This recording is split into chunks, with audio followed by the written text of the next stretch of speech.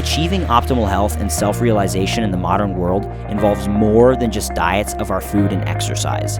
It requires a new relationship with light, externally and internally. Welcome to the Light Diet.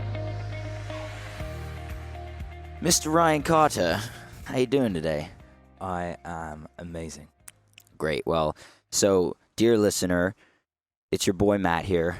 We're sitting on the beach in the sun and Downloading the Light Diet, and we are just chilling. I came down to visit Ryan because I just finished a week-long advanced retreat with Dr. Joe Dispenza in Cancun, well, near Cancun, and Ryan, good buddy of mine, happened to be down here in the same area, so of course made the drive down to hang out and chill, and we basically hung out, connected, talked, ate meals, went in the ocean, sunbathed a ton. oysters. We were doing the downloading and the Light Diet thing, and we recorded a beautiful IGTV video where Ryan interviewed me for his Instagram page, which is Vitae, yesterday, LIVEVITAE, and that was amazing. So check that out at LiveVitae, LIVEVITAE, Ryan's Instagram.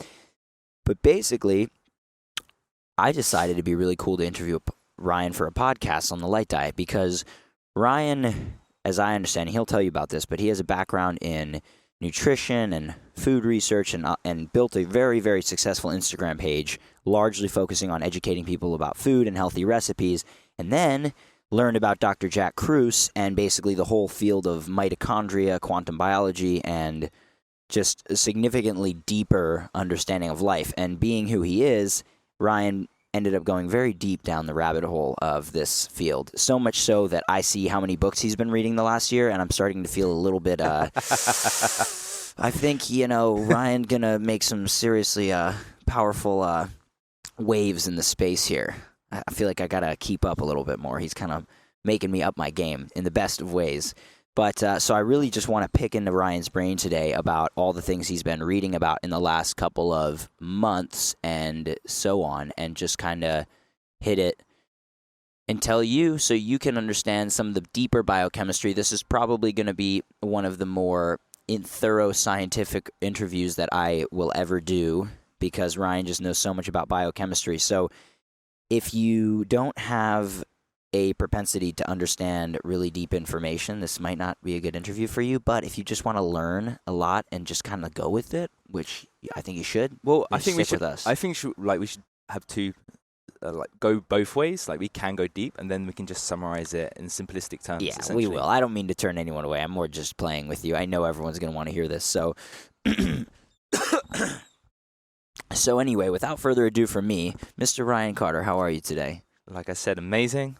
Feeling phenomenal. Like, came from the UK, touched down in Mexico, like working part-time with a client here, one-on-one. That was like my way out of the UK, obviously in lockdown. And then obviously just in this environment, cannot complain. Life's beautiful right now. Yep, it's pretty amazing. We actually have video, so if you want to hop on YouTube and see us sitting here talking, and we'll actually turn the camera around and show you the beach at the end. But so, Ryan, could you tell me a bit about who you are, like at the core, who is Ryan Carter, and kind of walk me through the steps that brought you from, maybe just a little bit about your childhood, your background, and how did you end up getting into health and wellness and starting an Instagram page, and how did you become Live Vitae? Okay. I won't keep it extremely long, so I'll just... Yeah, as you wish. Yeah, so essentially a fairly typical healthy, young, male, 20s, playing sports. Didn't know much about health at this point in time. Took loads of things for granted.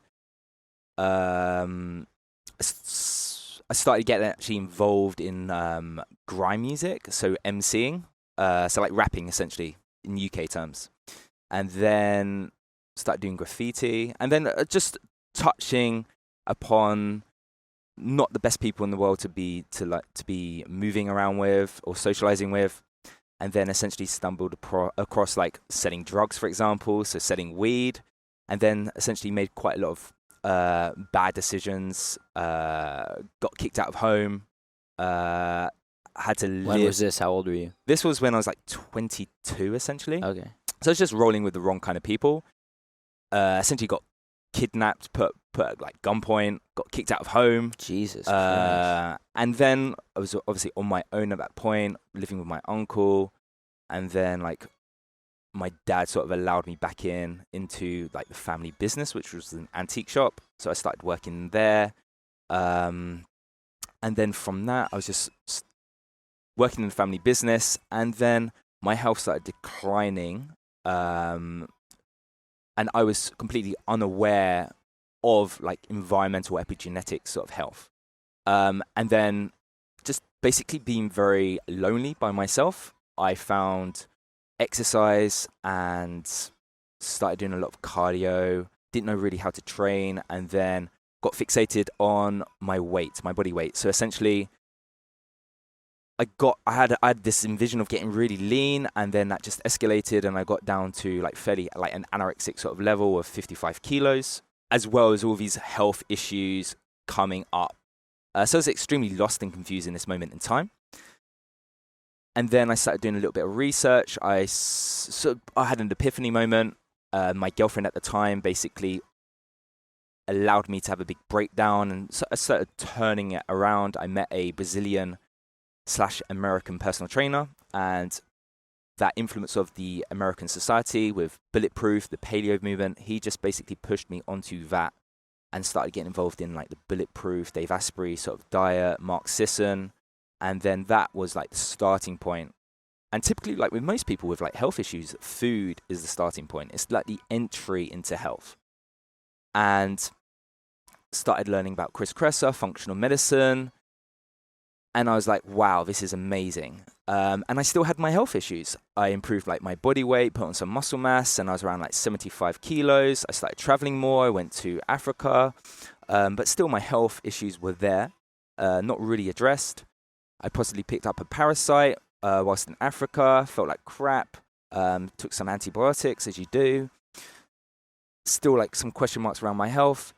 And I'm still working in my dad's shop, an antique business, in like some really old shop.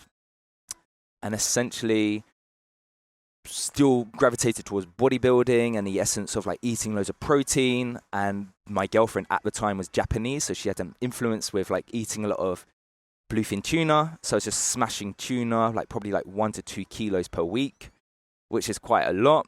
And then had no idea around mercury in tuna. So that was like another issue coming in. And then from the Bulletproof movement in London, I met a few friends, our mutual friend Tim Gray, and essentially like he put me onto a /functional medicine practitioner there, and he just like boom recognized straight away that like my dad's shop was probably like a fairly significant source of mold, and this was influencing my health. So that was like the essence of the root cause functional medicine speaking of my problems, on top of like some gut issues, on top of like the mercury, and it was like layers. So like there's not just one root cause of health issues. There's multiple layers here, and it's not one-dimensional thinking. But again, from my journey, from learning so much in like the last 5 years, it comes back down to like, okay, like mercury's a problem, mold's a problem, but like the essence of health is not about that. And that comes back to like what you talk about, it's like redox, the mitochondria health. And my redox like basically sucked. I had no idea about vitamin D. I was like wearing sun cream, I was wearing glasses, not connecting with earth, like just taking these basic fundamentals for granted. And then I was like, oh, this food thing, like, it's good. It's helping a lot. This functional medicine paradigm is like good, but there's something still missing here. Like, I'm still asking questions. And then it was like,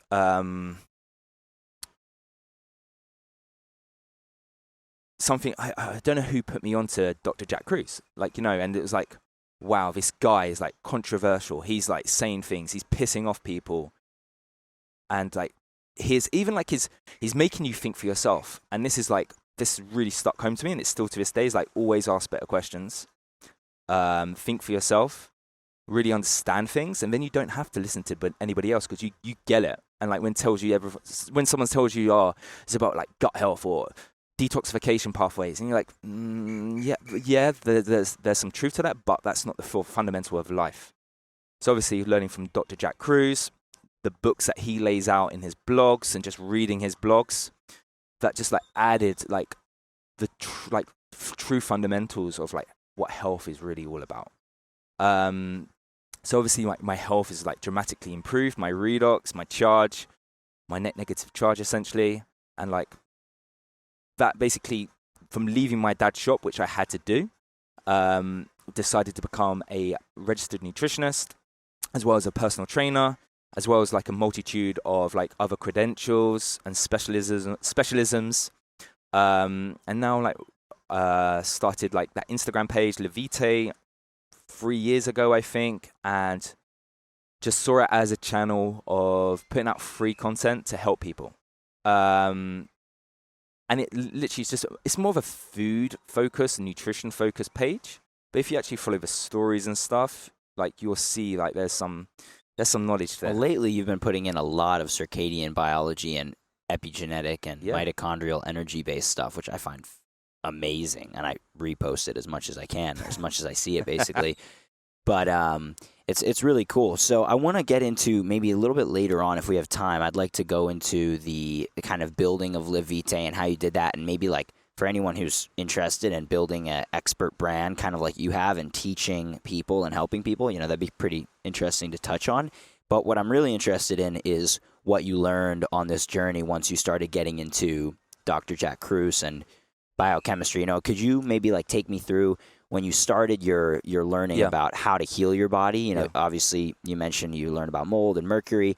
Like, what was your initial sort of dive into nutrition? Like, what were those key pillars? And I want to know about the things that you can tell me, the things you learned that you found weren't true, but I think for myself and for the audience, it's like, I want to know those things you found that like actually are true and still hold true. So like those key principles that were true that you learned and still hold true to you today from nutrition. Yeah. And then bleeding that into sort of your learning journey into Dr. Kruse. Like what are the kind of things you learned that most interested you? Yeah, like nutrition is of course important. What you put in your body and on your body is important. And that's where like the nutritional world focuses on the pathways involved in metabolism. For example, like neurotransmitter pathways, dopamine, serotonin, melatonin, X, Y, and Z. And detoxification, phase 0, phase 1, phase 2, phase 3. Like, there's some great knowledge there. And it's like, you become a specialist in this, but that's not where, like, the magic happens with health. And, like, when I was training to become a nutritionist, where I'm learning all this stuff, but then I'm reading, like, Dr. Jack Kruse at the same time, and, like, do you really need to know these metabolic pathways to a certain degree? Because that's... We take for granted, like I just said a moment ago, like where these things happen and occur in the body, and like the overall picture of the epigenetics, our environment, which influences and overrides to a certain degree all these processes in the body. Now we're talking about circadian rhythm and the entrainment of light into the system, and photons powering electrons, essentially. So these chemical reactions driving charge, and even like hydrogen, for example. Like everybody knows the body's made up of a large component of water, but again, this happens in the cell as well, in the cytoplasm and in the mitochondrial matrix as well. It's like there's a gel sort of fluid here, essentially just like the sea intracellularly. And this is where metabolic pathways like the Krebs cycle, or even like glycolysis, the Krebs cycle, the electron transport chain, it's all in this like gel matrix, this fluid. And this is where the power of light comes in here, the driving force of like the ground, the sun influencing that, but also like to ourselves and our aura, our chakras, our centers, obviously like you just done Joe Dispenza's, so the centers, our emotional regulation, traumatic experiences, these all affect like our field. And like the spiritual world is very aware of this, but they don't connect the dots to the biochemistry, and they don't connect the dots to the biophysics of quantum. So basically, my role and my journeys led me to like understand these pieces to the pieces to the puzzle. And my role as a nutritionist is to put these pieces of the puzzle to my clients together, connect the dots essentially. And just like question everything, because like there's so much information out there, depending on who you gravitate towards, depending on your beliefs, depending on your confidence, depending on like how strong you are. Because like the nutritional world is so dogmatic. You're either like a vegan, you're either like a carnivore guy, you're either like a keto guy or a bulletproof person or a paleo person, and like you just believe those values. And these are belief systems, a bit like how religion is. And people get very dogmatic in these views. And like science is not dogmatic. It's just that's a hypothesis and that's been proven. Although like science is always moving, and it's never a stagnant field. And some things like the quantum world is unexplainable. It's unmeasurable because an electron's never at the same place in time. I think that answers your question. Yeah, it does. Yeah. So like there's nutrition and that functional medicine paradigm. It's I'm not saying it's a bad thing. It's that paradigm. It's a good place to start with. But you're getting lost in like supplements, functional medicine testing. And like this is decent quick. Like, do you really need to test if you know someone's really got like poor adrenal function, or like it's not adrenal function, it's actually like the brain function, the hypothalamus, the pituitary, the adrenal axis. Do you really need to test it and prove that like you're dysfunctional or your stress response is not there? Stress adaptation is not there. Yeah, and that goes like back to your guest Dylan, our mutual friend again.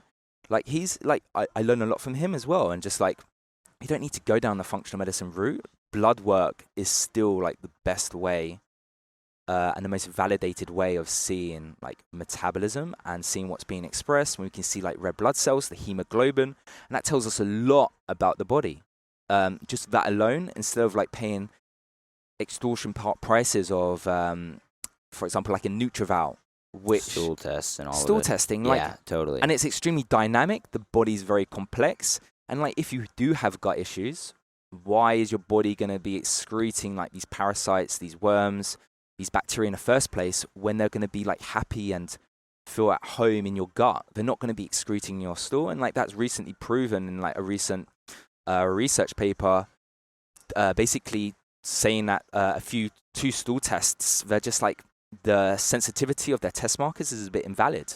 So I'm in the like treating a person, understanding them, what's going on, and using my mind and my wisdom to put their pieces of their jigsaw, their puzzle together. That makes a lot of sense. And to kind of put that in a way that I think some people might understand a little bit differently or better in certain cases is, or just to summarize from my understanding, is basically you're saying that if your cells are not working properly, overall as a whole, because of some biophysical issues due to, for example, disconnections from our environment, issues with light, issues with circadian timing, it might not, very likely wouldn't make sense to go so deep in the rabbit hole of which biochemical pathways off and trying to put supplements in, because the overall system is failing. So like the great analogy is like the car. Like, again, with the fuel, that's the petrol, but literally if your handbrake or the gear shift or the gas pedal's not working, or the key of the ignition's not working, or like, the engine, like all these car parks are essentially like the body, and like there's no point focusing on the fuel or the exhaust, i.e. like detoxification, excretion. There's no point focusing on that if like you're not getting the biggest bang for buck, which is the epigenetic signal of the environment, circadian rhythm, essentially. That's how like, and been shown like the peripheral clocks, the central clock, the suprachiasmatic nucleus, they're not working optimally. Like nothing is really going to be expressed, and you're essentially like pissing in the wind, so to speak. Let's talk about that. So some of the things you've been learning since you got into Jack Kruse and your understanding, because I'd personally love to hear the way that you put these concepts together. So like starting, for example, we brought up the circadian rhythm several times. So why don't we start there and with light in general? So like, what do you understand the circadian rhythm to be? We've spoken about it a bit on the Light Diet podcast, so I think the listener would have at least a basic understanding. But like, maybe you could talk through the mechanisms and then all the things you see that the circadian rhythm really controls. Like if I were to say to you, what is the circadian rhythm actually controlling and responsible for, and how does that relate to our health outcomes? Yeah. Where would you start? So it's essentially, it's just like a clock. It's a timer that you set each day So a bit like winding up your clock again, and then it's set for the day ahead. So essentially, it's not controlling anything. It's influencing everything due to the timing mechanism and switching on things and in training them. So basically like a big train station and controlling the flow, the movement, the chemical signals, and allowing things to be on time. So nothing's delayed. There's no pile up with trains. There's no crashes. There's no angry customers. There's no like lost luggage or baggage, for example. And that's essentially what the main circadian clock, the suprachiasmatic nucleus, is doing and instructing to the peripheral tissues or the peripheral cells, essentially. And there's genes expressed in majority of every single cell in the body. And again, it's a bidirectional process. So the peripheral is also sending these messages back up to the clock, the central clock, and that's sensing it and relaying it.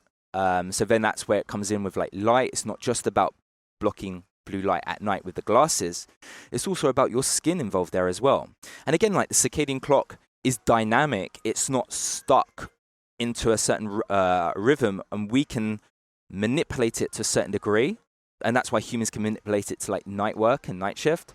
And that's why we can go travel, like for coming from the UK to Mexico, it's adaptive to our environmental epigenetic responses.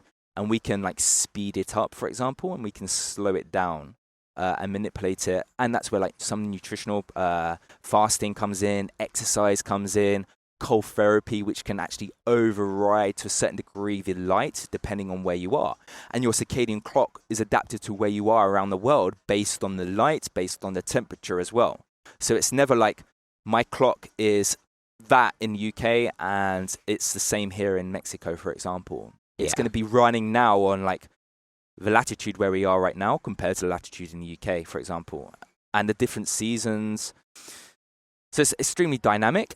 And so functions by like biochemical reactions are going to be influenced on these clock mechanisms of instructions in the nucleus and in the mitochondrial DNA to allow optimal function to occur. And if that's not happening, essentially you're swimming upstream, you're swimming against the tide, and everything is going to be harder for your body to do. That's when we're going to notice like some symptoms possibly arising and being expressed. And essentially these are just warning signs that, okay, something's not right here. And depending on your possible genetics, your nutritional status, and a whole host of other things, or even like your emotional stability, psychology, these will get expressed in different organs of your body. So it might be the gut, or it might just be typically high mitochondria dense organs, which require a lot of energy. And as we know, when energy drops, that's when chaos occurs. So high energy demanding cells, they typically malfunction first, essentially. Yeah. So I want to get into light, and I want to start straight with the punchline, which is people typically think that light causes skin cancer, photoaging, and all these sorts of things. Just right off the bat, could you tell me from the research you've done over the last couple of years now, how do you understand it to be the case that light has been vilified for all these things, and maybe why that isn't the most accurate understanding or a misunderstanding completely? If light wasn't here, if the sun wasn't here, life wouldn't even be occurring. Like, it's the essence of light, and that's when we can go to like the spirituality, the religions, and see how light is the center of their beliefs, their history, essentially. Everything is associated around with light. So again, it charges, it creates all the biochemical reactions to occur. It facilitates them, essentially. So the essence that light is bad or the sun is bad is like one-dimensional thinking, and like the science supporting like UV's damaging is like just looking at a artificial source, a single spectrum of UV, and not understanding that UV's never really alone. It's there with the visible spectrum, and it's also there with the infrared and these properties of the light, the rainbow and beyond. They all have their own sort of effect in the body, and we can see that in chromophores. So absorbing molecules of the body, essentially. And there's different peaks of absorption, like we know with melanin, like we know with hemoglobin, like we know with tyrosine, amino acid, tryptophan, for example. They all have different absorbent peaks, essentially. So, like, we need to be powered by light. And again, like, we can go a bit extreme in the nutritional world. It can get very extreme thinking that we need a lot of light.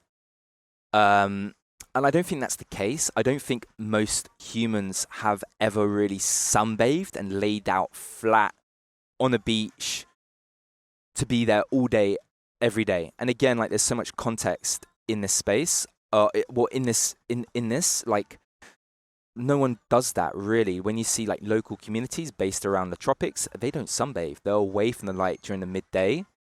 But it's only the Westerners, the Western society, who like work in the office like 360 or 350 days of the year, and then 2 weeks of the year they come down to the equator, they come to the tropics, and then they lay on the beach. And then the circadian rhythm's messed up, and there's a circadian clock in the skin cells, for example. And that is like, again, that like touches upon like vitamin D dynamics with like hydration and a protein called aquaporin, which like facilitates the hydration of the epidermis for allow vitamin D to absorption to occur. And that's why people get burns, because they're just like, again, like, and as well as like nutrition has a context here as well, an element. So if we're eating like canola oil and we're not eating a seasonal diet based off our geographical location, we're setting ourselves up to fail, essentially. For example, this is the notion that like PUFA is dangerous, or DHA by certain like influencers are saying like it's like fish, it's like snake oil. Like taking like a fish oil supplement alone, I think is like stupid.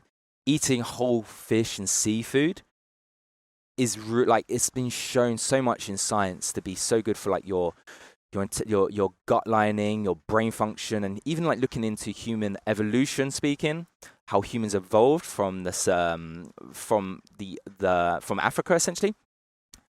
It's pivotal for brain expansion and the nutrients that seafood contains, being iodine, copper, selenium, zinc, iron. And then that's how thyroid hormones basically allow the brain to get so much energy and evolve. Yeah. So essentially, that will have a role in that, predicting how someone burns and tolerates heat.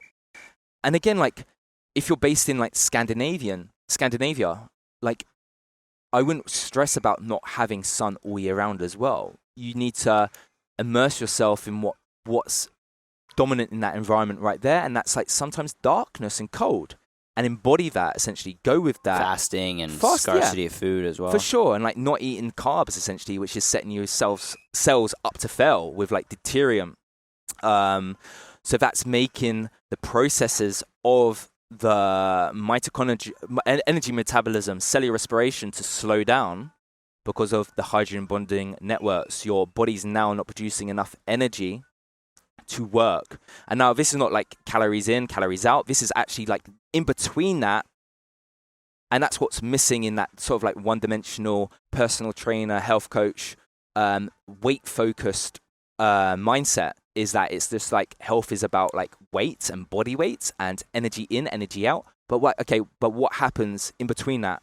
And like measuring energy in between that is like so hard, and like there's no measure to, there's no modern way of measuring energy in the body. Like Matt is like 80% energy today, or Matt's 100% energy. There's no measure for that. So no one really knows how that works. And that's when we're thinking of like the spiritual element here is like, I'm in that flow state and everything's flowing phenomenal. I feel phenomenal. And that feeling, that is like the self-subjective value of like our energy, if that makes sense to a certain degree. Yeah, that so makes like, a lot of sense. The sun's not bad, but there's loads of context involved. But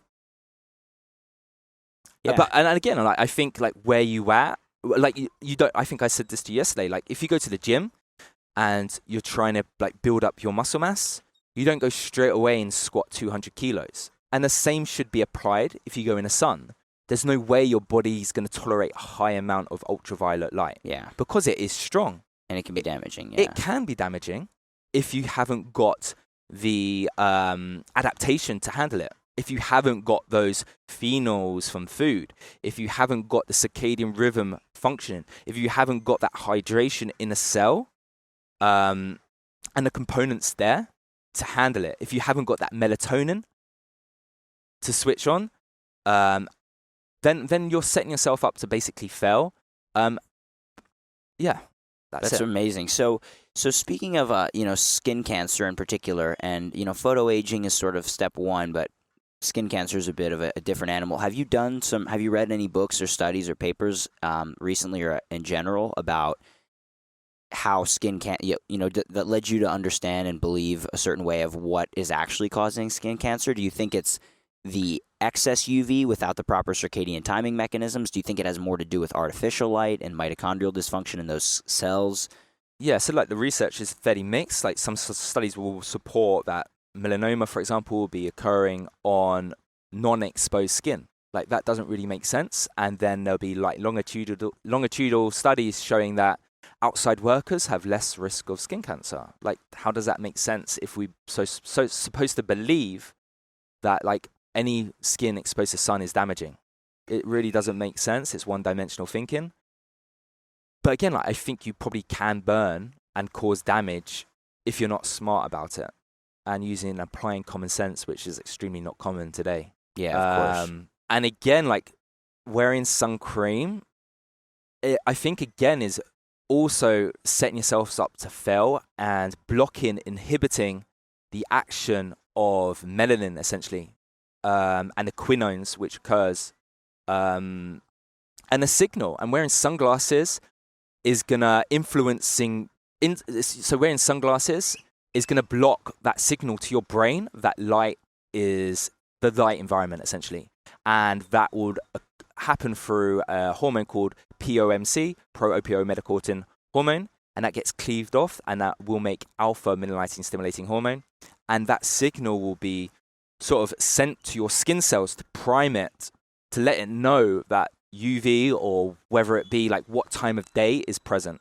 because each time of day has a different frequency, intensity, and we need that brain, that's basically that train station, that conductor at the platform, to be knowing what's coming in, what's coming out, what's the environmental signal occurring, and relay that message to the remaining, like to all other cells of the body, essentially. So I'm glad you brought up sunglasses. So first of all, for the Light Diet followers, I'm sure you've heard me talk about the risks of sunglasses, sunscreen, and all that, and I'd love to ask your perspective on that in a little bit as well. But on this subject of light coming through the eye and helping stimulate the production of all these hormones, as well as through the skin, but especially through the eye, have you done some reading? Are you familiar with mechanisms on exactly how that's happening? Like when light hits the eye, how is that energy being transduced or processed and carried over to make these hormones? Is it happening?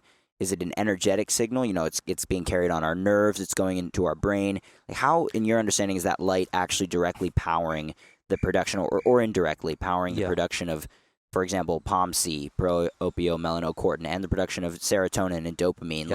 Yeah. How do you see these mechanisms working together based on your readings? For sure. So the reaction of, it goes back to also oxygen tension in the eye as well. So like UVA, when UVA is present, it will vasodilate, nitric oxide will come through, and that will change the oxygen tension in the eye and relay that to like majority of all cells, because we're thinking. What does that really mean? The oxygen tensions is the amount of oxygen present in the cell. Yeah, so that will affect the free radical signal being expressed. So like free radicals, inflammation is not bad. We need that stimulus, but if we're breaking and distorting that free radical signal, we're going to change the mechanism of energy. We're going to change that free radical signal. And the body works on that free radical signal, so the transfer of electrons and the donation of electrons. So that's going to be out of whack and out of sync. With the amino acids, so we have amino acids also in the eye. We have like opsins as well. So there's different absorption, like they're all laced in the retina, for example, and the photoreceptors there. They'll be sending that message back. So the photoelectric effect, photons exciting electrons. And I like to call it like downloading. So these chemicals will be downloading the light and relaying that back by like nerve cells or down the retinal hypothalamic tract. And also there's like blood flow there as well. So again, like the circulation going through the eyes. I don't know I can't remember how much volume goes through the eye. Yeah, I actually heard the entire volume of our body's blood goes through the eyes in some ridiculous amount of time, like every few hours or a couple times a day. Or I think it's quicker than that. Yeah, I thought it was like every 2 hours, all the blood in our body passes through our eyes. Something very shocking.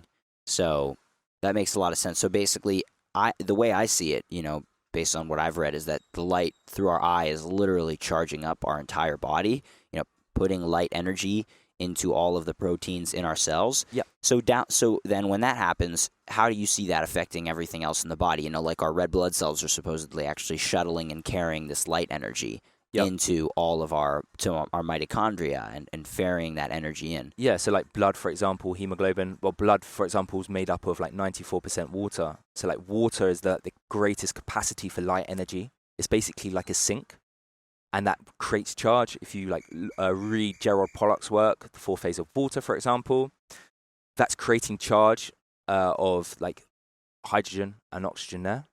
So actually like a battery of how oxygen works. And that's going to have an effect in how we produce energy. And then there's melanin as well. There's a great book called Human Photosynthesis by a Mexican researcher, I believe. And that was like a phenomenal book to read, fairly in depth. But he believes like the human body utilizes melanin and it splits it and creates like free electrons as a result. And that's why, for example, uses melanin to split water, right? Yeah. Yeah, and create free electrons. Yeah. And he believes. Do you recall how he sees that working from downstream in the body, just providing energy for our biochemical reactions? For example, and I think it ties into how Gerald Pollack works with hydrogen bonding and how it's a battery essentially for these chemical reactions alone to occur, because some people believe under like energy, like food is the only source of energy in the body, and like the ATP, so the byproduct. So ATP is the final product of how we break down food, and the body just runs off that process, ATP alone. And I think Jack Kruse would believe that, or I think he stated somewhere that some researchers believe that that's impossible to occur with the amount of reactions, and there has to be another mechanism to work here. And when we think of like cellular respiration, energy metabolism, you have ATP, but you have also other byproducts of that, be it with water generation as well. So we make water in our cell, and this water is special. It's deuterium depleted. And this, again, is like the sink, and water has a capacity to create energy, and it's obviously downloading that light, and that's how we get our charge. And the energy of ATP essentially is all about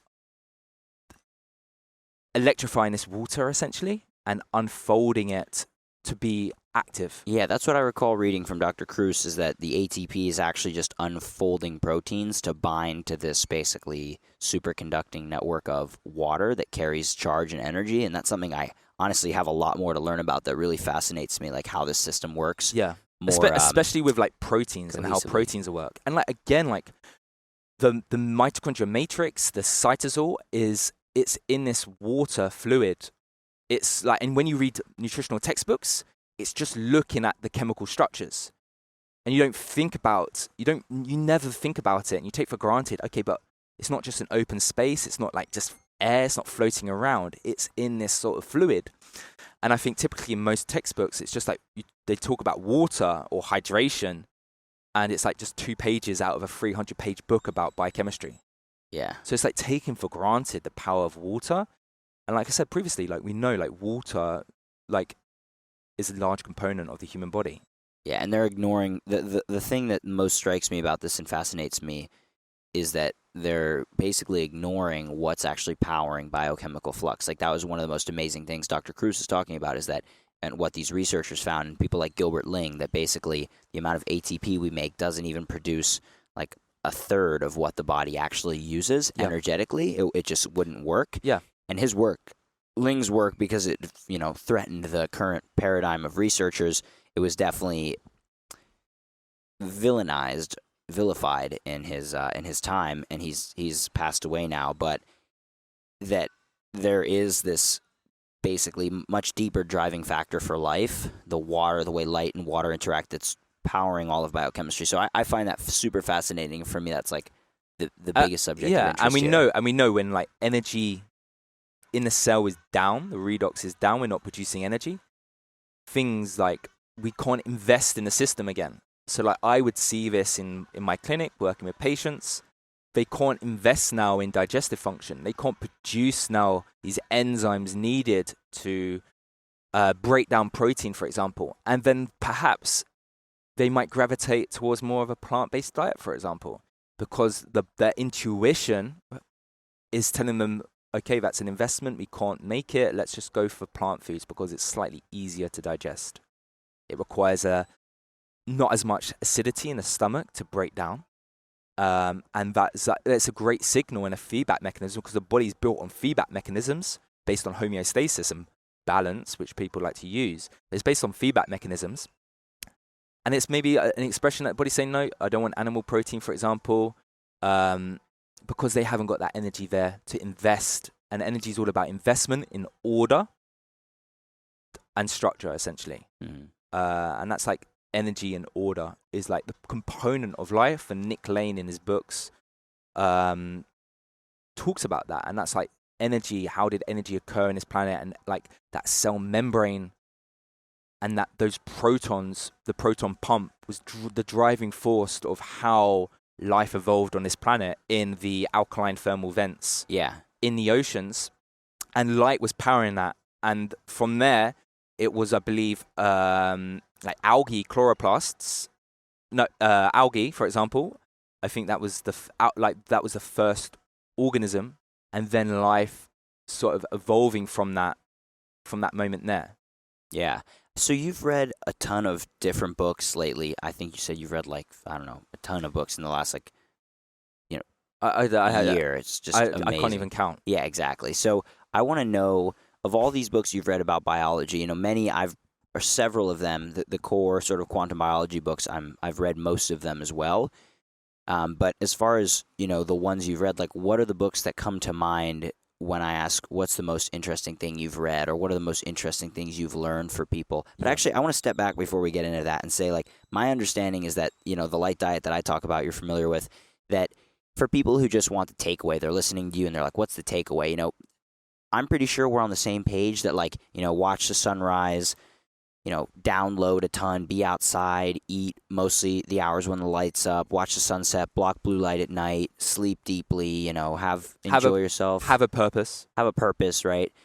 So, like, are there things that you want to share, like takeaways for people to sort of apply, things that people can actually be doing in their life that are different from the light diet, or what I call the light diet? Yeah, I mean, like sunrise, like we can expand that. Sunrise is, of course, extremely important. You're getting that red light, you're priming the body in that moment in time uniquely. But I'd say, like, throughout the whole day, if you're indoors, like, gravitate outdoors every hour, just like catch it. You don't need a huge amount of time outdoors to get that signal, and just keep on downloading it throughout the whole day. I would be on the side of like a seafood nose to tail sort of seasonal carb diet, essentially. Yeah. And that would be dependent where you are on the season and your geographical location, because it simply doesn't get. It's like the most simplistic diet, or if you want to call it a diet, ever. And the beliefs around carbs or ketos and weight and calories, they just sort themselves out. Like, humans don't have a set body weight like modern society believes. And this is where, like, eating disorders or disordered eating occurs, because society's viewpoint of weight is just based on one vision or one look, and it's never that. Like, depending where you are, again, on geographic, like around the world, your weight will fluctuate naturally. So if you're based in Scandinavia or the UK, predominantly there'll be carbs in the summer. Naturally, they grow in the summer under the influence of ultraviolet light and light, because there's more light to power their growth, and there's more ability to create glucose, which is essentially carbohydrates in their cells. And then we'd have abundance of carbohydrates in this moment in time. We'd actually put on weight as a protective mechanism to live off when that season is finished. And we'll see that again with the fatty acids of these foods that also change as well. And that would be influenced, like when we're in Scandinavia, when we're in the northern hemisphere, we'd have a much greater omega-3 DHA content in our circulation or in our tissues. Like if we need to do a biopsy, like the blood's not the best way of looking at that, but not many people are going to do like a biopsy and see the DHA, EPA levels. But like there'll be some seasonal variation with our body weight will be fatter in the summer naturally. Then we burn that and be on a more ketogenic or just literally a low calorie, like eating less food, because now we're fasting more, we're sleeping more, we're activating AMPK pathways, we're creating more NAD essentially as a process of fasting, and also the cold thermogenesis essentially there as well. So we'll naturally be cold, we'll be hibernating, and we just need to look at like bears in the wild and all other natural wild animals.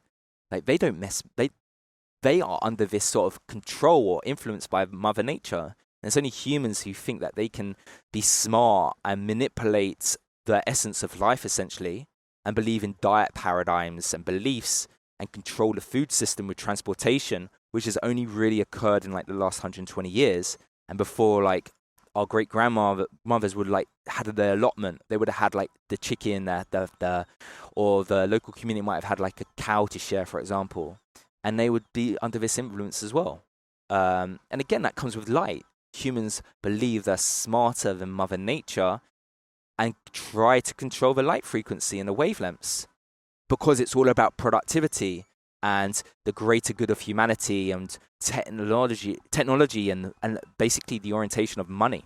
Yeah. So essentially, and we can see that's so screwed up our health in such a short space of time, essentially, in human evolution, so quick, because essentially the genome can't catch up with that epigenetic change, essentially.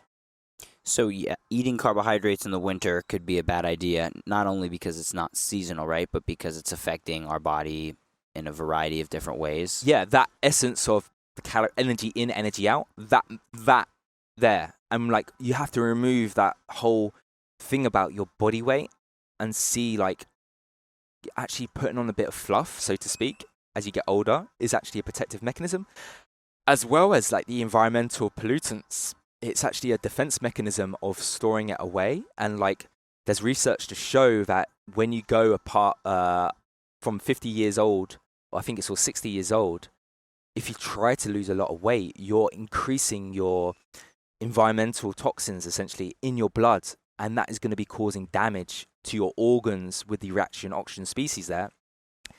And there's more risk essentially, or yo-yo dieting essentially, there's more risk of like cardiovascular disease or mortality essentially. I think a research paper showed, and that was like, wow, there's actually a built-in mechanism that humans should put on a little bit of fluff. And it doesn't mean like being overweight and obese by any means, because it's like that is fairly unhealthy to be, but there's some context in that as a protective mechanism, but in a sense of like longevity as well, or wellgevity, living well but for longer, not thinking of like getting over the finishing line of death with like 20 medications and being in a hospice. Like that's no way I want to go out, and I'm sure a majority of people want to live life to the fullest. And that's essentially what live Vitae means, is living life, live life essentially, or live your life with purpose, with like maximum opportunities coming in, and where you want to invest your energy in relationships, with like your health. And like health is like the biggest, in my view, health is the biggest form of wealth, because without your health, like you can't really go anywhere. You don't have that freedom. Yeah. I'm with you. So tell me about, of the books you've read, I want to talk about whatever's been the most interesting to you. Like, for example, you mentioned Melanin, the Master Molecule. That's a book I actually have not read yet. It's high on my list. I've read some of the researcher's general work and spoke with Ben Greenfield about the book. He actually recommended that to me, and his father was fascinated by it.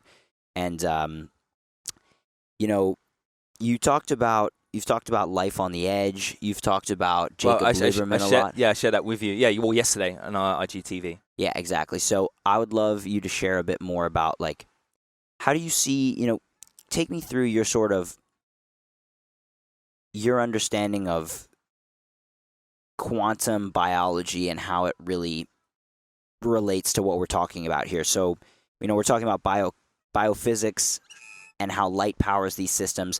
Could you sprinkle in some of the things you've learned from, like, Life on the Edge, and Jim Al-Khalili and quantum biology? Yeah, so that's a great book. It's actually fairly simple. Like, okay, I'm not saying simple, but it's fairly easy to understand. And it's a great starting point of going deeper. So that would be one of my recommendations of a book. And actually, I have a newsletter, which actually, when you sign up, you get like the top 6 books, in my opinion, of which I've learned the most, and a great starting point to learn more and question more, essentially. So that is actually one of the books on that list. Well, in essence, like, we think of the whole body, the whole organism, but then we can break that down into organs, and then we can break that down into tissues, and then we can break that down into cells, and then we can break that down to organelles, and then we can break that down into macromolecules, then we break that down into molecules, and then we can break that down into, like, atoms. And essentially, that's what you need to be thinking about. The body's a bunch of atoms, essentially. And then we can break that down a little bit further with electrons, protons, and neutrons, essentially. And there's also some morons out there as well. And that's where, like, the photoelectric effect by Einstein and all the quantum physics is at, in how the electron, which is on the outside, the orbital, the orbit of the nucleus, essentially. And that's where photons interact with it. But again, there's never one single atom. It's either in, like, a small group of them or attached to them in certain bonds. But that's the essence of life, essentially. And, like, when you think about in that model and going down to those fundamentals, you step away from the system's belief of health. I.e., like, you have a liver issue. I.e., you got neurodegeneration. We go down and think, okay, we know your mitochondria is not working. That, like, a great person here is, like, biochemistry, who's amazing to learn from, is Brian Walsh, Dr. Brian Walsh. And he just looks at 3 ways of, like, the cell, the purpose, the protection, so the immunity, and the provide, so the energy coming in and the nutrients coming in. And it's like a great model of seeing what a cell really needs to be healthy, essentially. So that's how I see how, like, the quantum physics works. And again, like I said previously, it's fairly, like, unmeasurable to go down to this level in the science lab. And again, like, we know that in the lab is not where magic happens in life. Life happens outside. Life happens, or did happen, being grounded, touching nature, touching the soil, and also with that reaction of the sun, natural light, essentially, not with, like, fluorescent lighting in the lab, without that effect of grounding with the donation of electrons from the ground up. So that's going to change every single result of every single science study out there, essentially based off, like, metabolic ward studies. You're indoors, you're not around natural light, you're not around temperature fluctuations. So this is going to change metabolism. So it's like, when you read studies all based off, like, labs and metabolic ward studies, you have to understand that that's not the essence of life and how humans evolved. And it's not to say, to debunk and say all science is invalid because of that reason. It's that you just have to put that context and apply that and think about that. Okay, and that's when, like, there's so much BS about, like, calories in, calories out, low carb superior for weight loss and all these kind of things, because they're not factoring this. Like I said previously, a ketogenic diet is amazing. There's research to show the effects of ketogenic diet for energy production because it creates more ATP. It creates more water, more deuterium-depleted water. But it works solely, essentially, more in a cold environment. Less light, more fasting, more sleeping. But really no one's really applying that in research or really applying that to their clients, essentially. That full spectrum of epigenetics. And that's what I do with my clients. They come to me from all around the world. I get them, I understand them, I see their environment, and then the recommendations based off that. Like, that's true medicine to a certain degree.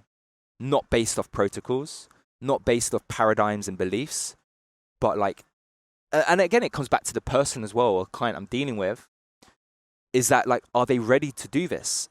Are they ready to remove their beliefs? Are they ready to question and think for themselves? Or are they okay where they are and they just want to feel a bit better? Or they really want to go there, and I'm happy to facilitate that change, that growth, and affect their life. And it's so powerful. Like, I think on the beach yesterday, they say like, holy shit, like we have a amazing purpose and job. It's not even, I don't even see my work or my job as work. I just love it. Mm-hmm. Like, my cup is so full, so full. And like, we're changing lives here, and it's amazing. And like, we're learning, like you say, like you're going to be committed to like reading a little bit more and all this self-development stuff. And it's just like, wow, that is part of our work, and we have that opportunity to do it every day. It's so rewarding. It is pretty cool, right? It's amazing. So it's perfect you're talking about your clients, because I wanted to get into, I talk about the light diet as my simple protocol just so that everyone can start optimizing these biochemical, or biophysical fundamentals.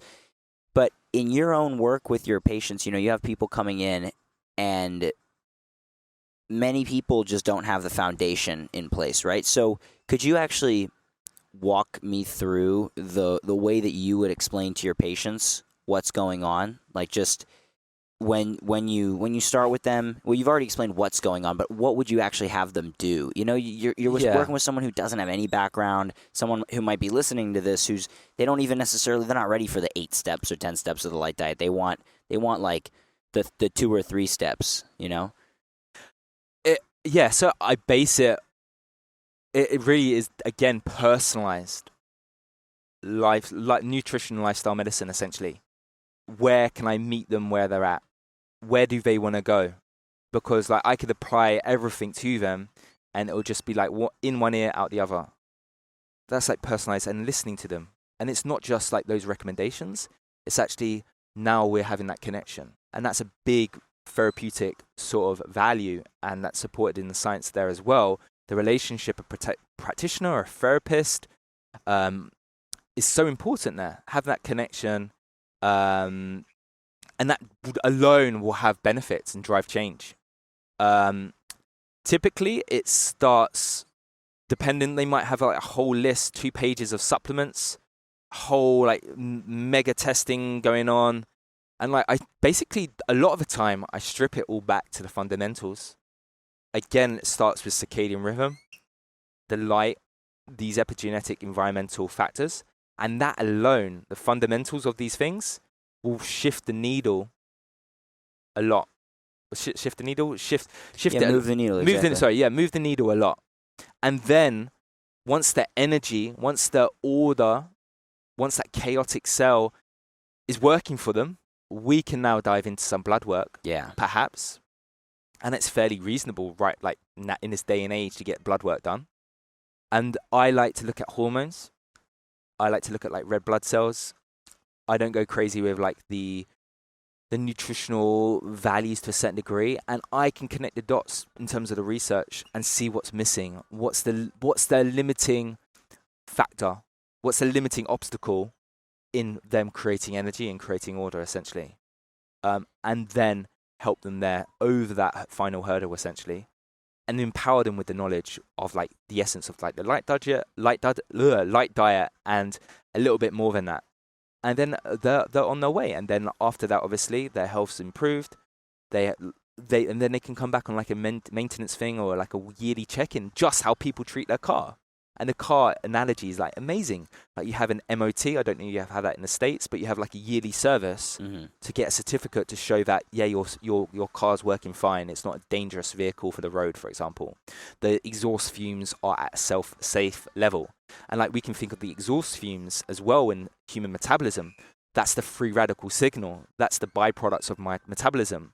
Everyone focuses in on like the product, like the inputs, the energy coming in, the nutrients. But what about the exhaust fumes? How we're dealing with the byproducts of metabolism as well. Yeah. I think that's amazing. Yeah, that totally answers my question. Get people going in the right direction first, and then looking at their individual context. I mean, there's so much information out there, and like only doing this conversation to you, we're also adding to this information as well. Like all this information overload with the technology, PubMed at our fingers to research, all these books out there, podcasts, social media, influencer stuff. There's so much information. And essentially, a lot of my clients come to me and they're confused. They've tried multiple diets and been in a similar position as myself. And I get it. I really get it and understand them and can relate. And like most people in the health issue as nutritionists, doctors, therapists, integrative medicine, all these people, they typically have their own health issue there as well. They're on their own health journey. And I find it's like slightly hypocritical when I listen to people and I know they're still got thyroid issues and I know they're like still dealing with like gut health issues. And like we'll always be working on our bodies alone. But then we have these people in the functional medicine space and they're telling us to do all these things and like, they're fundamentals and they're dealing with a problem. It's like slightly hypocritical. Yeah, I agree 100%. And again, like I don't like the functional medicine viewpoint. I like what it stands for and represents, an alternative view to conventional medicine, which has a place in my view, but also has some fundamental flaws. But so does functional medicine. It's not the be all and end all. They're again like on the emphasis of supplementing, testing, and like the supplements are just like replacing medication to a certain degree. And the long-term effects of supplementation, we don't know. And when you're taking in like a lot of exogenous antioxidants, so to say, like you're going to be influencing the free radical signal that your body needs. And maybe, perhaps, when you do have like, quote unquote, the word adrenal fatigue, which doesn't really exist, but like that's a sign that your body wants to like bloody sleep and restore and repair. And not try to give your body like energy and ashwagandha and things to kickstart it because your body doesn't feel it's safe, and that's based in the brain. So really, again, like switching on the brain, dealing with the emotional trauma. Like I go there, I work with a therapist, or I recommend a therapist, like an emotional healer with my clients as well. Because if you're not dealing with that side of things, you're never really gonna feel the biochemical, the biophysical change as well. Yeah. So it's a whole picture of health, not just looking at lab results and okay, yeah, we improved their red blood cells, we improved their anemia, but like how are they bloody feeling? How's their purpose? How's their connection, community? How's their subconscious feeling? Yep. And it's like overlooked, brushed under the carpet, especially like guys, males. It's a really like big thing. Like we're supposed to be masculine, we're supposed to get like our not being rude, like our dicks out and like want to hump everything, but like we don't want to show that vulnerability with the emotional side, crying and like saying like you love your friend, for example, and all these sort of natural things which are so important. Yeah, so it is important for people to get into their emotions, and of course doing Dispenza recently, I've found that it's honestly more important for my daily emotional state than anything, or my daily experience of life, like how am I feeling? Because if I'm attached to a vision of the future, which is what he focuses on, then I'm connecting to the emotions of that future, and I'm just feeling like inspired. If whatever could have happened that day or could have happened the day before, it doesn't matter because I'm connected to that future, and I deal with those problems that come up in the context of being my future self. Feeling like I'm not letting this stuff get in my way because my future self would. So you're halfway there. You're already aligned to what you're going to be capable of. Yeah. So anything that's going to bring you down, any distraction or anything that you are aware of as well, because now you're a state of absorption and you know you're in bullshit essentially. You're aware of that, but you're so aligned to your future self. it's not going to stop you in your tracks. Exactly. And that's the same thing. Victim mindset in with my clients as well. You have to go in, you have to go, where do you see your health in 3 months' time? Get realistic, obviously. Don't expect to be, jumping up and down and doing cartwheels if you've suffered with chronic fatigue for such a long time.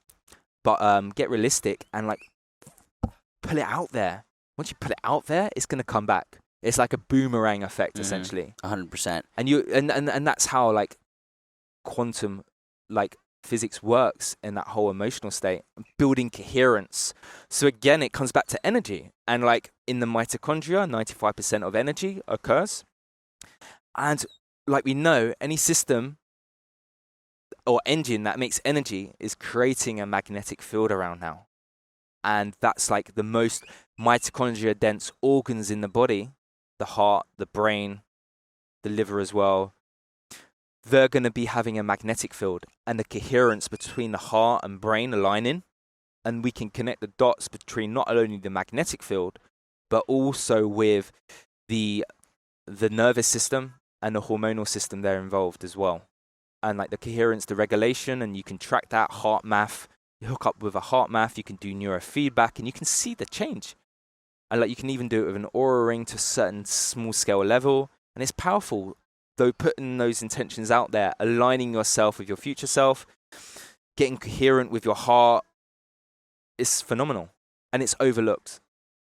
Amazing. So as far as being out of the victim mindset and actually being connected to a greater vision of the future,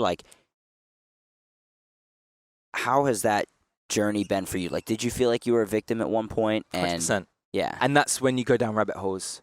That's when you believe somebody else's story. That's when you, not in that way, but you believe someone else's diet book, you believe someone else's protocol, and you don't think for yourself. And when you turn that around, that's when you can get control back of your health.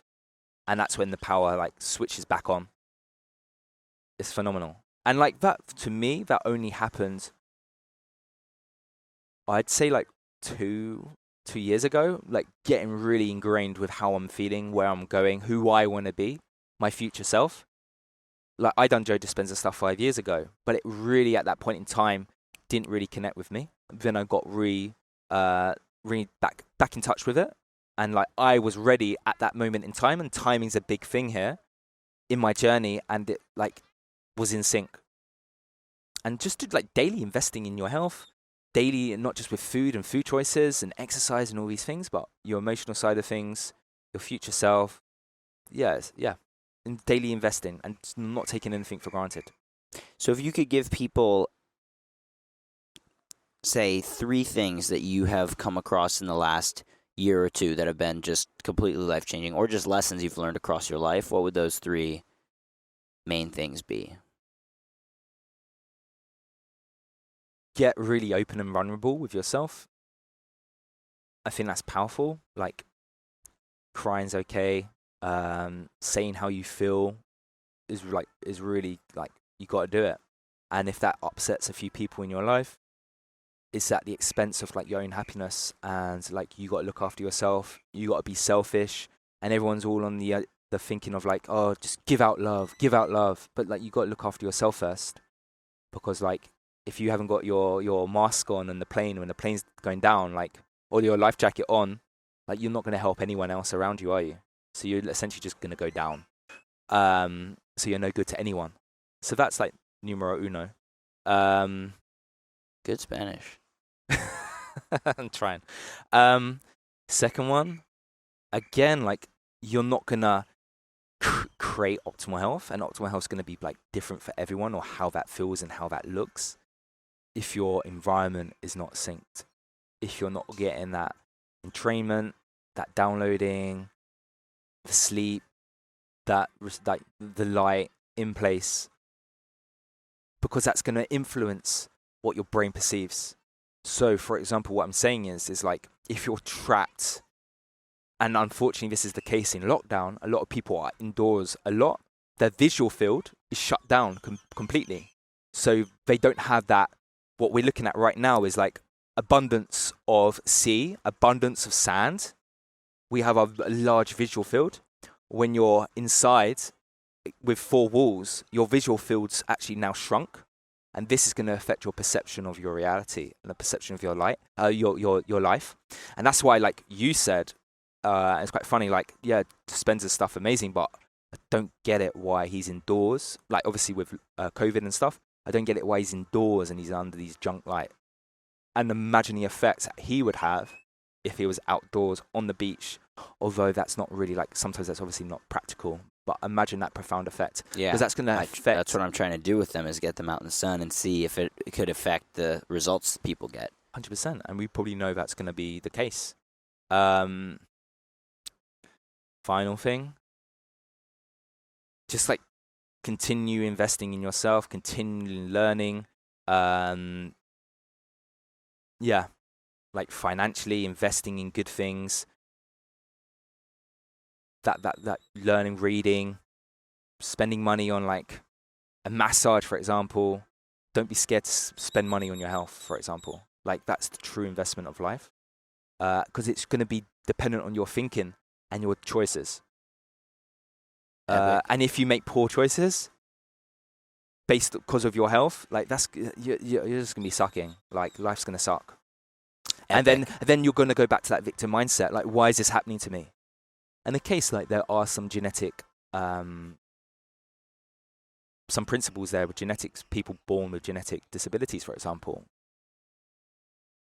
Like, and I am obviously privileged that I don't have one, but like, I don't know. Yeah, but again, you've seen the effects of some people with like disabilities at Joe Dispenza, and they've changed their victim mindset, and now they're in a state of abundance, and like, they just don't care, and that's not going to stop them to have like a fulfilled life.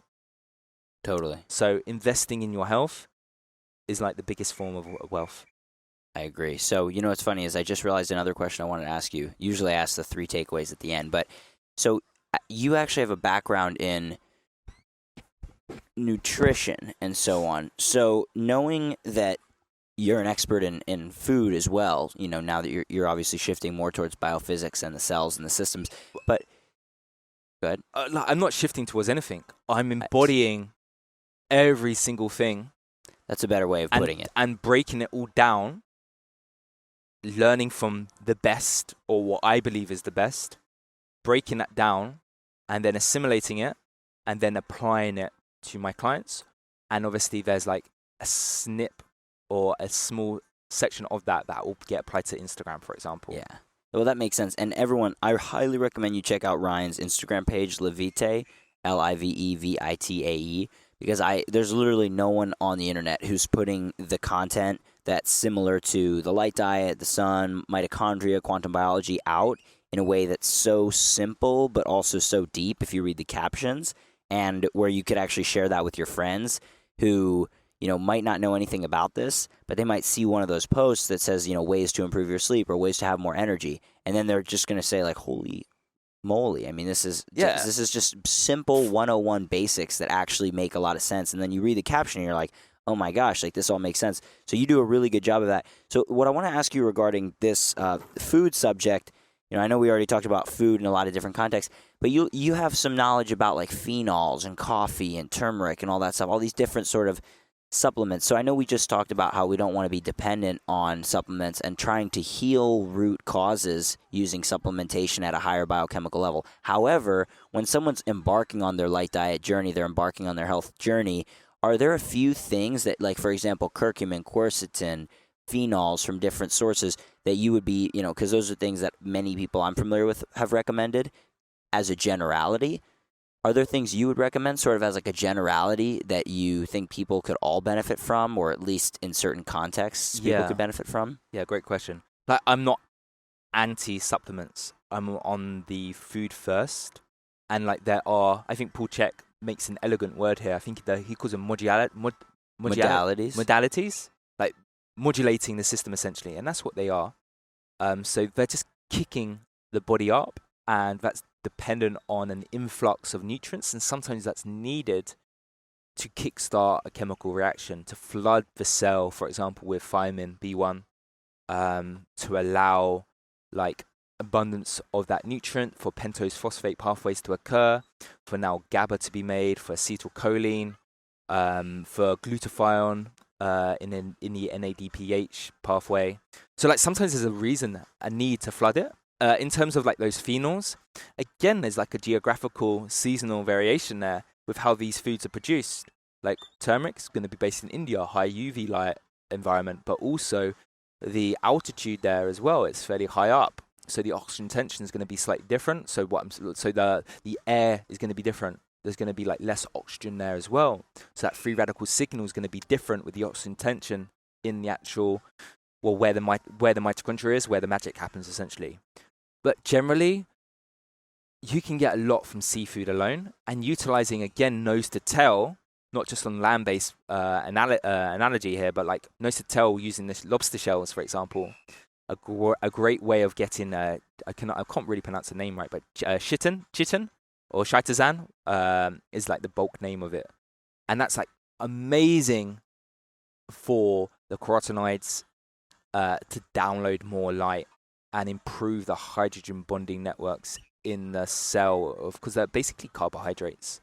So people can use those in a stew, like cook your lobster shells, cook your shrimp shells, get the nutrients in those skins, or eat your shrimp shells when you eat prawns or shrimp. Yeah, and I mean, like something like good and bad, everyone likes to be on that wavelength of like, this is good, coffee's bad, because it's like, it's popular and it sells stories, it sells news.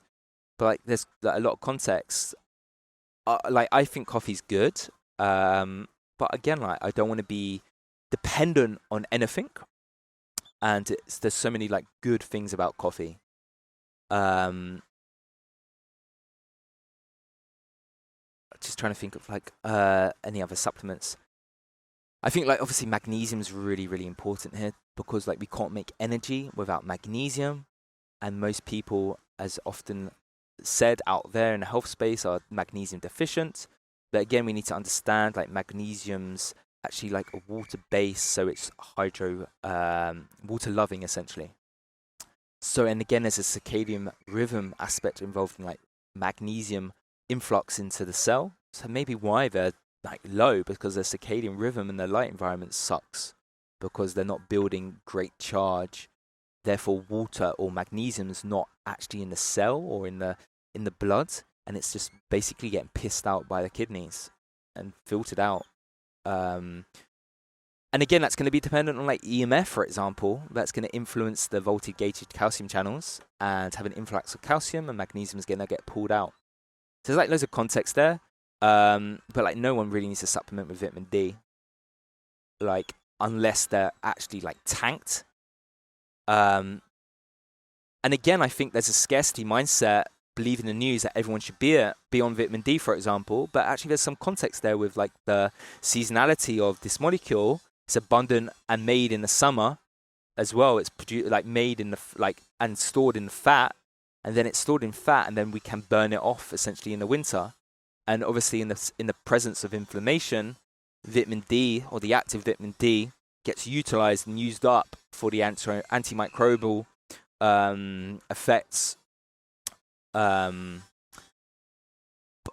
like again, like if you've got gut issues, it's probably not wise to go crazy on these so-called superfoods like turmeric, green tea, for example. And actually, green tea can actually inhibit phase 0, so the mobilization of so-called toxins of the body. So it's going to impair detoxification, perhaps.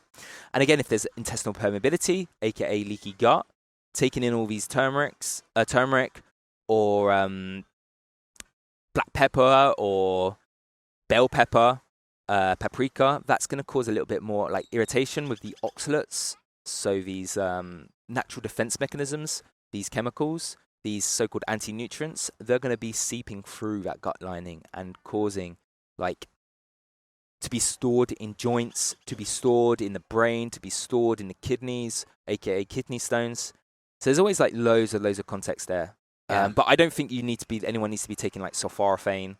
Like we wouldn't have had that concentration and mechanism to even do that in human evolution. Like no way would you have the time to cultivate broccoli sprouts. So why the hell would you do that in the first place? Yeah. Like you're worrying about like catching fish and like shellfish and like catching a rabbit, for example.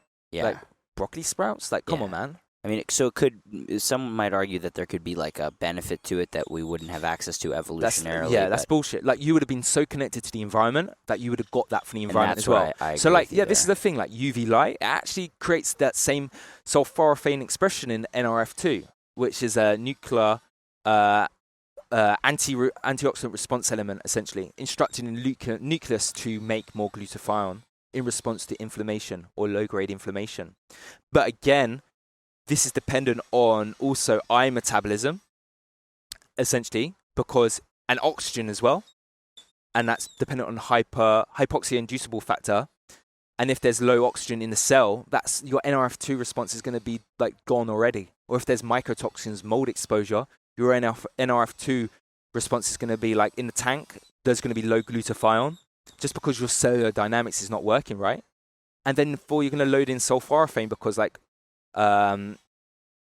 someone on the internet says that sulforaphane is like great because obviously they're a researcher and they are going to tout the benefits because it's going to like fund their further sources and possible supplement companies going to push them. But they're not necessarily seeing the bigger picture, which is what I like about you. And that's the spectrum of light, cold. The light. When oxygen's low in the cell, I like when you start getting onto a biochemical kind of pathway and explaining this. So when oxygen is low in the cell, could you link that back to light for me?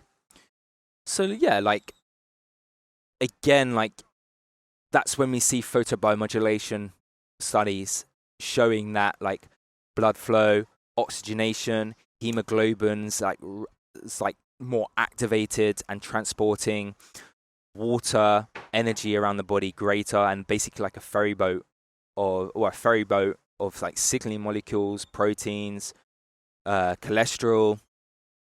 So there's like multiple mechanisms here of like vasodilation, activation of like immune cells, switching on pathways.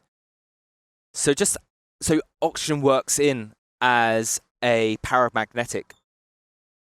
So basically what I'm saying is like oxygen is like the terminal acceptor of energy in the mitochondria. So if there's low oxygen, and you could probably see this on your respiratory rate to a certain degree and your carbon dioxide sensitivity, how well you utilize oxygen to a certain degree, you're not going to be making energy because this electron transport chain, we have like the respiratory proteins, and then oxygen works on the last one, respiratory cytochrome 4, and that's where red light works there, improving that.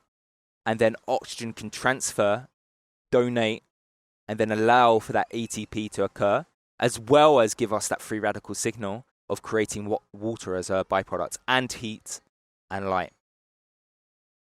Amazing. So like we get that full signal from being outdoors. So I've always thought, when I think about the sun, just intuitively now, having read about so many chromophores that absorb light, and basically every molecule in the body being every actually atom in the universe, and every electron being somewhat of a conductor for light. Like every atom and every element has specific absorption frequencies, right? And therefore every molecule that's made out of atoms has specific, often different absorption spectra, right? That what those electrons absorb and re-emit and so on. And therefore every biomolecule also has different absorption and re-emission spectra of light. And so for me, having just seen so much evidence that light is affecting so many different systems, I started to just basically to infer, based on all of this data, that our body is effectively like a symphony, a big orchestra, a massive orchestra, where light is the conductor, basically. And in a timing sense, from a circadian rhythm perspective, that makes a lot of sense because the data on that is very clear, that light, as the conductor of the orchestra, as the conductor of that whole thing, controls the circadian rhythm and therefore controls the biology. But that's just one layer. That's just timing and conduction of timing of everything going on.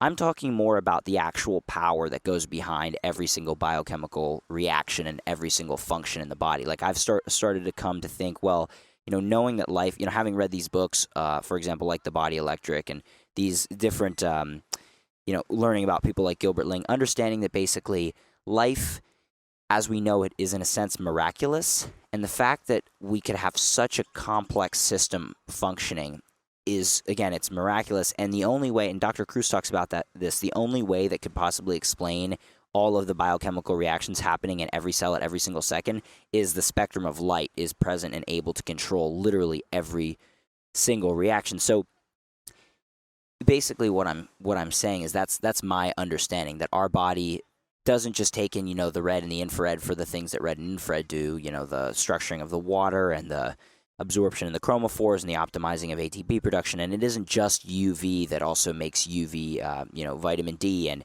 causes vasodilation and helps produce hormones and so on. And it isn't just blue lights stimulating the circadian rhythm, but literally our body has effectively utilized almost all of the visible spectrum. And, maybe there are certain wavelengths that our body just didn't use for whatever reason. But what I can say, I think pretty confidently for sure, is that every single biological function in the human body is linked in some way to a certain wavelength of light from the sun, because how else would they have evolved if there wasn't some guiding factor to power these things based on what we're talking about, since it is all driven by biophysics and light and energy, biochemically, like these, sure, you could make an argument based on standard biology, which we know is completely flawed and unable to explain what's happening in the cells and disease and explain biochemical flux. But basically, you could probably make an argument that all of this just happened through chemistry. But again, when you have the understanding that we have there isn't enough energy produced through the chemistry alone to power these reactions, that whole hypothesis falls apart. So could you kind of talk to that, that whole understanding of life as a light-driven process fully? Yeah. So I think a great book, which I haven't read but heard about, is like Light Shaping Life. Yeah, well, I did read that, and that's an amazing one. Yeah. That kind of basically explains the whole thing. So you could just read that. But yeah, I like that orchestra component there, because like the chemistry reactions are like not even thinking about or aware of the premise of light and the role it plays in these reactions to occur, or the understanding of like how water really works either. And it's only just now coming to light, essentially, water's role in the body, but still like in the nutritional space, it's just taken for granted. That these just reactions occur. It's like, okay, cool. Like neurotransmission or like thyroid, making thyroid hormones is just like on an iodine, selenium, copper, these cofactor basis. No, it's like thyroid's like regulated again by like the hypothalamus, down to the pituitary, and these are like, and I think even there's some absorption of like tyrosine again. So that's tyrosine is going to go down to thyroid hormone eventually. So there's the reactions there to occur, and like the donation and the free radical signal involved in thyroid. So actually creates. It's one of the only tissues I think that actually utilizes hydrogen peroxide as its energy source essentially, and it's actually that free radical signal. It makes the thyroid hormones. So interesting. I didn't know that. So it's unique there. The list goes on. It's like pivotal, but like there's books that connect it, but like modern science hasn't fully got to grips with like the innovation of putting these ideas in place. Yeah. Are there any sort of closing thoughts or closing ideas you'd want to share with the listener to, as far as concepts? Also, of course, we'll tell everyone about where they can find you, but just closing concepts for people to understand who are just like, oh, this is interesting. Or like maybe I want to learn more about this. For sure. Like, I think a great starting point is going to be the light diet. Boom. But yeah, that's the starting point. And then something's still not right. I would invest in your health and speak to someone who knows. Like Ryan. He knows a lot. Or someone that you just, like, yeah. But even when I speak to, like, people or clients inquiring about my service, I'm like, you know what? I would love to work with you, but I recommend you speak to somebody else and get an idea of what they think. Because we might not have the same beliefs, but you could probably get to the same goal points, essentially. And, like, I think there should be a lot of empowerment coming from the client to interview the practitioner as well and turn the table around and say, like, why do I want to work with Ryan? Or I need to interview him and see how he's going to help me. And I always like try to spin that on clients. Like, and I know when the clients are going to be really invested in their health when they ask like really good questions about like what I do, why am I different, what I think of this, and like obviously I don't give them like a big story, but like I think it's very like the asking questions is like a really good sign of like intrinsic drive, essentially. Yeah, so starting points, the light diet, will then invest in someone who can connect and who can like find that like block, that obstacle, and kickstart things and take it to another level. And again, like, because there's so much free information out there, everyone thinks they can just wing it on Google, listen to that like influencer that they follow on social media, like that might be me, for example, like it could be, but like, and instead like just utilize Dr. Google, and instead of like investing in like someone who does it as a job, to really help them, but that wouldn't be the case. Like if you learn how to drive, you use a driving instructor to teach you how to drive. That should also be the case for like the human body, because you're not instructed with like a manual. So you should really like get the advice for someone. Like, oh, I wish obviously when you're a kid you learn about all this kind of stuff, like with the light diet in school. Like yeah, how much, we should. like but how much would that save in like the healthcare system if that was pretty interesting. Yeah, but the system's not set up that way. Of course. The system's set up for this, like, yeah, the system's unfortunately set up for you to basically fail or not to be aware of this, because they take it for granted and they're just like unaware of their own ignorance, essentially. Yeah, I'd just like to add on to that, you know, some people have this belief that's been indoctrinated today, just commonly that, you know, our body is our own guide and we should listen to our own body. And I do believe that's true when we're healthy and we're functioning correctly. Well, but I think intuition's really important. Like, how are you going to know if like you're moving a needle if you haven't got your intuition built? Exactly. Even a buddy of mine I've told you about, who's a yogi who basically done a whole training in India, and he's been he's in a, you know, basically lifelong sort of binding of being in this tradition and with these masters and all these other things. Like, he basically says, I was surprised to hear it from him, but he says the same thing. He said, like, you know, people their energy systems are off, you know, they think, oh, I should eat this, I should eat that. But like, if your systems are truly off, it doesn't necessarily make the most sense to listen to you know, a broken compass, essentially. So I do believe that there's something huge to be said for going to work with someone who's gone in, and ideally someone who's connected with ancient wisdom, like, you know, you've been doing, as well as putting in the modern scientific context to really be able to give people as much of the truth as possible. And you have results of people you've helped. So with that being said, anything else? And where can people find you? You know, Instagram, how could people potentially look into having a call with you about coaching or that kind of thing? I mean, Instagram, Live Vitae, as you said previously, or my website, livitae.com, LIVEVITAE.com. And then just like, if you really want to contact me, just email me. Don't send me a message on Instagram, just email me. And I've got a team assistant there who like facilitate like booking a discovery call, and we can like see if I can help you, essentially. Amazing. And that's it, really. Amazing. It's been amazing. Thank you very much, Ryan. Great chatting. I appreciate it. You got me inspired. All right, everybody. Thanks for tuning in. This is another episode of the Light Diet Podcast. As you can tell, if you're a listener, I'm just going with the flow and releasing these episodes as I come across these people, which is going to be the plan. And if you haven't heard this already, I'm very likely going to start putting out the Light Diet quantum field reports on this podcast on a very regular basis. So you'll start seeing potentially a lot of shorter 15-minute episodes or so on a very 10-15-minute just reports of what's going on in my life, what I've been learning about, cool people I've been meeting with. So maybe even just shorter, quick conversations that I'll record on my phone with someone like Ryan or about this or that. And that way you'll be able to tune in for these longer form episodes when I'm interviewing a guest and really trying to pull their knowledge out and share that with you. But also you'll be able to tune in on a regular basis if you'd like for those quantum field reports that'll be delineated and marked so you know what's a guest interview and which is just some wisdom I'm sharing on a daily basis, or some question even that I have, something I've been learning about of value. So anyway, on a regular basis, we'll be doing that pretty soon. Thanks for tuning in, and have a fantastic day. Get outside and start downloading.